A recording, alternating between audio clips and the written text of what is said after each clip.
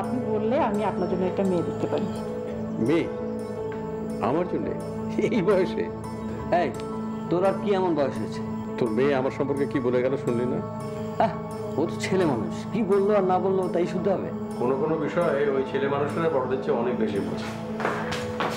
কি হলো, তোমাদের ঘোরাঘুরি শেষ? ফার্স্ট সেশন শেষ।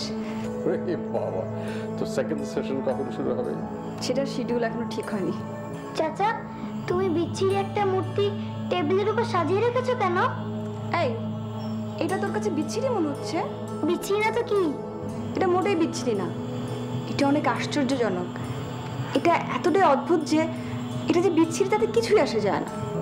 তুমি ঠিকই বলেছো, মূর্তিটা খুবই আশ্চর্যজনক। চাচা, এটা তুমি কোথায় পেয়েছো? সেটা আরেক আশ্চর্যজনক ঘটনা। বলো না, বলো না। কাজল, চাচা প্লিজ বলো না, আমরা শুনবো। আচ্ছা ঠিক আছে, বলবো, কিন্তু ভয় পাবে না তো? ভয় পাবো কেন? আমরা কি বাচ্চা নাকি? তাছাড়া ভূত বলে যে পৃথিবীতে কিছু নেই আমরা জানি। Good, very good. ওরা নিশ্চয়ই গল্প শুনে খুব ভয় পেয়ে গেল, তাই না? হ্যাঁ, কাজল একটু ভয় পেয়েছিল বটে, কিন্তু শাওন খুব মনোযোগ দিয়ে ঘটনাটা শুনেছে। তবে ভয় পেয়েছিল আরেকজন। কে? আমার বন্ধু ফয়েজ। বলেন কি? ওরা হাজব্যান্ড ওয়াইফ দুজনেই এমন ভান করছিল যে ছোট বাচ্চাদের গল্পে তাদের তেমন কোনো মনোযোগ নেই, কিন্তু আসলে গল্প শোনার সময় আমি লক্ষ্য করেছি দুজনেই শিউরে উঠছিল। মেয়েটা বোধহয় খুব সাহসী, তাই না? আরে এখনকার মেয়েরা বেশ সাহসী হয়। শুধু সাহসী বললে কম বলা হবে, মেয়েটি আসলে অসম্ভব রকম বুদ্ধিমতী। আচ্ছা, মূর্তির ব্যাপারে ওর অবজারভেশনগুলো শুনে আমি চমকে গিয়েছিলাম। অবজারভেশন? হ্যাঁ, অবজারভেশন। মেয়েটা আমার গল্পটাকে একটা নিছক আদিভৌতিক গল্প হিসেবে মেনে নেয়নি। ও একজন বিজ্ঞান মনস্ক হিসেবে ঘটনাটাকে বিশ্লেষণ করবার চেষ্টা করেছে। ইন্টারেস্টিং। আচ্ছা, কীরকম বলেন তো? সেদিন রাতে খেতে বসার সময় ফয়েজ আমার প্রসঙ্গটা তুলল। গল্প, তোর ওই মূর্তিটা সত্যি হাত এক জায়গা থেকে অন্য জায়গায় সরিয়েছে? হ্যাঁ, সরিয়েছে। আমি জেলে যাওয়ার আগে হ্যাঁ, হাতটা ছিল মাথার উপরে, এখন নেমে এসেছে। বলেন কি, সত্যি? হ্যাঁ সত্যি। তার মানে ওটা সত্যি পিশাচ?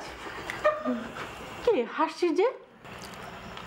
মা, তুমি আসলে এত বোকা, পিশাচ আসবে কোত্থেকে? তাহলে কি তোর চাচা মিথ্যে কথা বলেছেন? মিথ্যা কথা বলতে যাবে কেন? আসলে হয়েছে কি মা, এই মূর্তিটা কোনো পাথর দিয়ে তৈরি করা হয়নি, একটা নরম কিছু দিয়ে তৈরি করা হয়েছে, যেটা আস্তে আস্তে নিচে নেমে আসছে। মাধ্যাকর্ষণ বলে এটাকে। আর চুল? চুল যে সাদা হয়ে গেল? সেটা তো আরো সোজা। পৃথিবীতে কোনো পাকা রং নেই, আর যেটা দিয়ে চুল তৈরি করা হয়েছে সেটা একসময় সাদা হয়ে গেছে। তাহলে এটা পিশাচ নয়? পিশাচ নয়। যে এটা তৈরি করেছে সে খুবই দক্ষ এবং ভীষণ বুদ্ধিমান, এর বেশি কিছু নয়।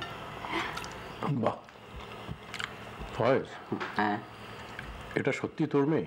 কি মানে?